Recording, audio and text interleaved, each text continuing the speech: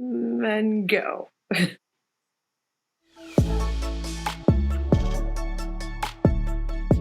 I am Kimberly Cassidy, and today I'm here with Matt Van Vliet, and we're going to talk about how to make decisions in times of uncertainty. So, Matt, you were talking to me earlier about there being kind of three different spaces in which we need to worry about making decisions in uncertainty. What would you say those are? Well, let's start with what are some of these decisions? What types of decisions does an entrepreneur need to make that's growing a business or a services business, or what does a CEO need to make, right? There's all kinds of decisions that come in front of you, like should I hire people? Should I be investing more in sales? Should we go to this conference? Who should I put on what project? All types of decisions. And every decision has some level of uncertainty, right? There's always risk, and we're always making a bet. So we ultimately are trying to figure out, like what is the best decision, even though we can't predict the future. So, talk to me about what influences some of those decisions. I'm a CEO, or I'm responsible for a book of business. There's always, like you said, a degree of uncertainty, particularly in a services industry, because of all the variables that are involved. What are some of those things I need to consider from a variable standpoint? And then let's talk about some of the things that we should be considering, some of the techniques and approaches to being able to make decisions then in the light of that. Yeah, so from a talent perspective, I don't know how long it's going to take to find someone. So if I don't hire the person that's in front of me today, when I need someone in 3 months, will I be able to get them? So that's a piece of uncertainty, right? Which I may make an investment now in order to do. I may have three options of projects that I'm going after. Well, what happens if I win one of them, two of them, or three of them, right? So I don't know how much work I'm going to have, which is another piece of uncertainty. And then, of course, people can leave the organization. So I've got sales uncertainty, I've got people uncertainty, and then I can have delivery uncertainty. So if I have a project that's scheduled to end in April and it's February, can I count on those people becoming available? Most likely I'm going to try to extend that project, so maybe they're not going to be available, right? So there's all of this uncertainty in the system, and what we need to do is try to make some decisions, because you can't delay every decision, and you need to make decisions. So three techniques I want to talk about today for how we make decisions in uncertainty. One is, how do we make part of the decision? So do I have to make this big decision today, or is there a part of it that I can make today and I can make another decision later? Smart options. So think of the options in the stock market. Can I spend some money now to have the option to make the decision later? And then talk about the concept of the last responsible moment. So how do I make sure that I'm making my decisions at the last responsible moment, so that I have as much time to work through that uncertainty as possible? So let's take those three techniques and apply them and talk about what's kind of an example of each. So let's say I have a team of 15 people that are on a project. The project is due to end in 2 months. I'm not sure yet if it's going to extend. If it extends, then I have no bench, which means I can't sign any new work. However, if it doesn't extend, I have a bench of 15 people. My recruiter wants to know, has 3 people in the pipeline to hire. My recruiter wants to know, should we interview and look to hire these people, or should we delay them for later? How could I take some of those techniques that you talked about? And obviously each technique doesn't always apply to each situation. What would you apply to this situation, and how can let's do a demo of what that technique would have looked like. Well, let's start with making part of the decision. So in this scenario, I want to hire these 3 people, and I I don't know for sure when I'm going to need them, right? But I know I'm a growing business. So eventually I'll need them. Can I make the decision to hire them, give them an offer letter, and but don't make the decision on the start date? If you're recruiting people who already have a job, then that's often an option where they say, "I'd love to come work for your company. Um, you know, as long as you say that I can start sometime in the next 3 months, and you know that I need to give some notice, can I make that decision? I'll give you the offer. You'll sign all of the agreements, and then we'll just stay in contact over the next 3 months on exactly what the start date is." So that's an example of making part of the decision. And looking at extending that project. So we have our project, we have our 10 to 15 person team. They may or may not extend, and the project ends in 2 months. We need to figure out from a financial standpoint, you own a book of business, you need to know what your revenue is going to look like and also what your margins looks like in your bench. Your sales guys are out selling, recruiters are out recruiting. How can I best move forward with staffing and with making decisions on sales and teeing up the next set of projects when I have something that's that size that's kind of uncertain. Right. So one piece, right? We always advise our growth people, you need to have these conversations early with the client, right? And make sure that you share the dilemma with them to say, look, I would like to believe that the team's going to be here for the next 6 months. What do you think is going to happen?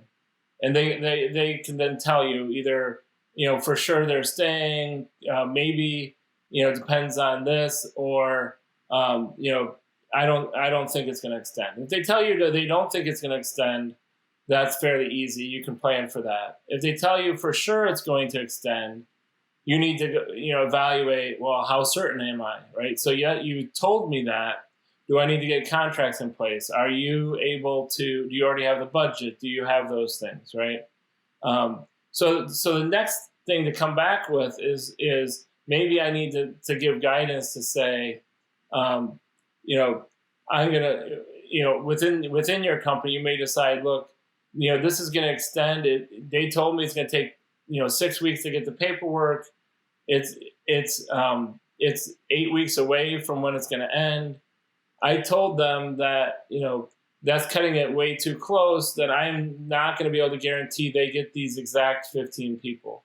I'll do my best in order to make sure there's some continuity, but, things may change because you're not able to make this decision in the time frame we need, right? So there's, again, that's kind of an example of making part of the decision, that I'm going to start planning for other options for these people. But I'm not, kind of going to that last responsible moment. For the current client, I don't want to guarantee you're going to get exactly these people. But for the new client, I also don't want to promise exactly what people you're going to get, because what I want to be able to do is wait, and when I've won that project and I then know whether this other project has extended, then I can make the decisions, right? So the ideal thing isn't to lock everybody in today, although you may want to plan for different options to see what would happen. What you want to do is figure out, well, what is the last responsible moment? When do I have to decide who's going to be on which project? And then I'll make that decision as close to that point as possible. Sometimes I tease that, you shoot for the last responsible moment. And if once in a while you don't end up at the first irresponsible moment, then you're not really finding the last responsible moment, right? So sometimes, you may push it a little bit too far and say, well, I can't make this decision. And people on my team also often feel like I push some decisions to the edge just because I want to be able to evaluate the options. And so once in a while, I end up in that first irresponsible moment. But that just proves that I'm working at the last responsible moment. At least that's my story. I feel like I've heard that story in the past, working with you for many years. So we've talked about partial decision versus a whole decision. We've talked about the last responsible or first irresponsible moment.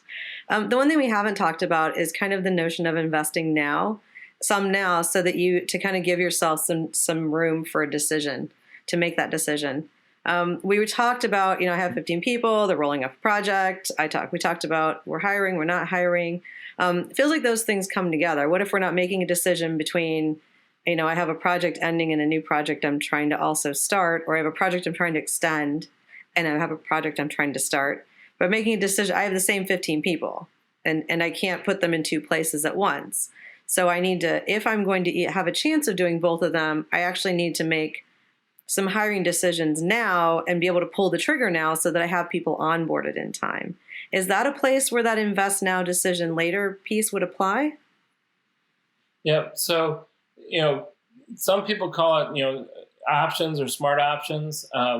The idea of in the stock market, I may spend $1,000 now to have the right to buy 10,000 shares of a stock at a given price later, right? So I'm going to spend some money now to have the right to buy it later. I don't actually buy it now, and I may decide not to buy it. Now I might be out that $100 investment. So imagine you've got this, 15-person team coming available, and you have a new client that eventually will be at 15 people. It doesn't have to be day one. So you may want to invest some time now getting the plans in place, getting the requirements in place or the stories in place, getting the logistics all worked out such that you could hit the ground running with a large team. But if all of those people don't actually come available, maybe some of that planning is going to be wasted because it ends up being a slower ramp up of that project, right? But you may just make the decision, well, let's ramp up on that now. Let's train them in that technology. Let's get people educated on the business problem, even though they may not end up in that project. And that might take away. So if someone's available and you're investing in them for a specific project, you're always investing. There's always some alternative, right? They could be helping build some of your infrastructure or doing other things. So you may invest some of that time and often spend some money getting things ramped up for something that may or may not happen in the future or may happen in a different time frame than you had planned. So, but ultimately, if you can make that decision later, it may be worth spending some money now in order to do that. That makes sense. But all three techniques, any technique in making a decision in uncertainty, the more information we have, the more data we have to base those decisions on, the better those decisions are going to be, right? The more accurate they're going to be, the more likely we're going to move in the right direction. So talk to me about what kind of data are we looking for and what kind of systems do you need to have in place to actually be able to make some of these decisions and leverage these techniques in the most effective manner? Right. So if I'm trying to make a decision of what the last responsible moment is, or I want to make a part of a decision, it's going to be really important that I have good information when I'm making that decision, right? What, from all aspects of what projects and opportunities do I have? If those close, how likely are those to close? My best guess, right? If they do close, how many people are going to be needed when? If I'm hiring, how many people are in my pipeline? How long do I think it's going to take me to get those people?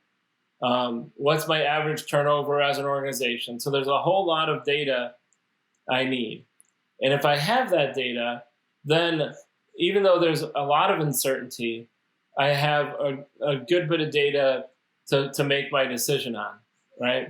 And since we're talking about options that it might be this or that, or if I make half of a decision and so forth, I need to be able to look at that data and then do a what if. What if I win this project? Then what would my data look like? What if I don't win this project, but I win this other project, what would things look like? So I need to be able to do this options analysis and quickly evaluate what would the effects of these different options be. And let's say I had great data about what's going on today. I evaluated 3 options. I made a couple decisions that I needed to make today, either to extend the game and be able to make the bigger decision later, or there was part of the decision I had to make today, or all of the decision, right? It's not that you can always split a decision, but you should be looking at these things to say, how do I always have the option to, I want more options later. I want more flexibility later because, the world's constantly changing. So if I've got all of that great data and I've done this options analysis, then let's say I fast forward a couple weeks. Now I need new great data, and I need the ability to do options analysis again. So, I need data. I need to be able to do options analysis or what ifs, and then I need updated data.